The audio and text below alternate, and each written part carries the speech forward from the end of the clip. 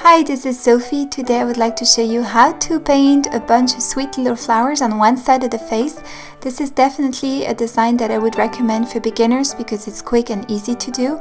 And later on in this video I will introduce a new product that I haven't featured in my YouTube videos so far.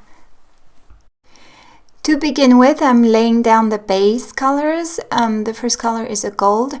I say this often, but it's very important when you're putting down the base colors to use a sponge which is almost dry, so that you get a consistency which will be very thin, almost transparent, which is a lot more pleasing to the eye.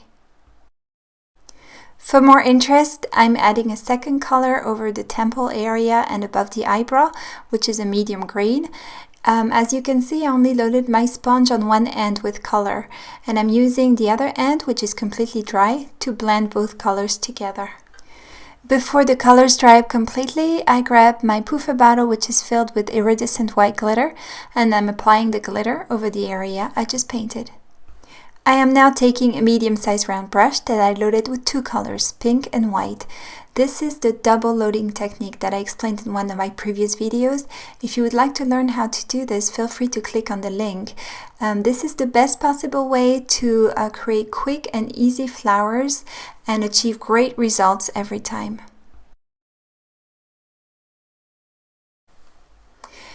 I usually make 2 or 3 full flowers. And then I add single petals around the flowers and over the base colors that I applied earlier.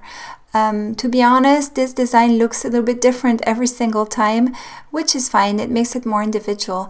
What I try to do though is to keep the petals and the flowers very close together. I am now taking a small round brush number 3 that I first loaded with the color light green, and then afterwards I will take the color dark green to make some little leaves around the flowers. To make those, it's very easy. You just press your brush on the skin and you flick it out to make your brush stroke end in a point. Here again, the placement of the small leaves is not planned in advance and is rather random, as you can see. The idea is to fill out the spaces between the flowers and the petals so that the different elements of this design are connected together.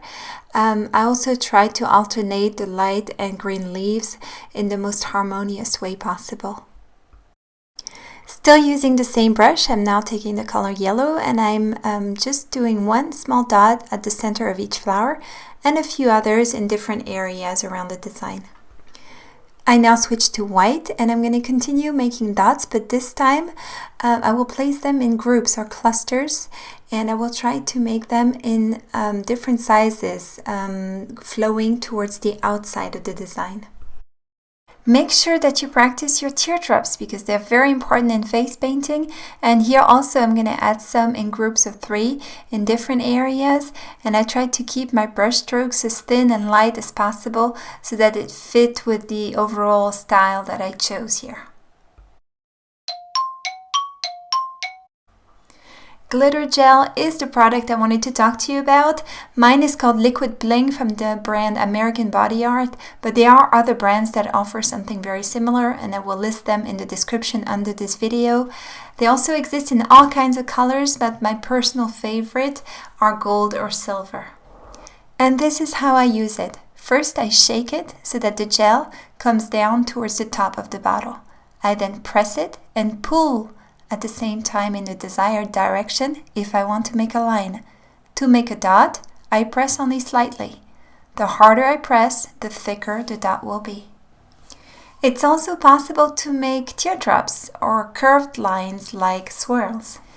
The really nice thing about this product is that it looks 3D when you apply it, and it also dries 3D. So this can add a lot of cool dimension to your face painting design. The only challenge is that it takes about 10 to 15 minutes to dry off completely. If you touch it before it's completely dry, this will happen. It will smear and look really awful. That's why I don't recommend using this product on young children because they have a tendency to touch their face a lot more than adults or older children do. I personally like using a metal tip like this one that I position at the very top of the bottle, and that enables me to get much thinner lines. The line on the right here was done without the metal tip, and as you can see now, the line on the left is a lot thinner and more delicate. This tip is so thin that it sometimes gets clogged up, especially if the glitter gel dries inside of it. One way to deal with this is to take a needle and push the glitter out of it, or to drop the metal tip into boiling water for a few minutes. The thinner application makes it perfect to outline a design or a shape. For example, here a small butterfly wing. I personally usually wouldn't put quite so much glitter gel on such a small area, but this is up to you. You can put as much or as little as you want. So let's use this really cool product on my design here.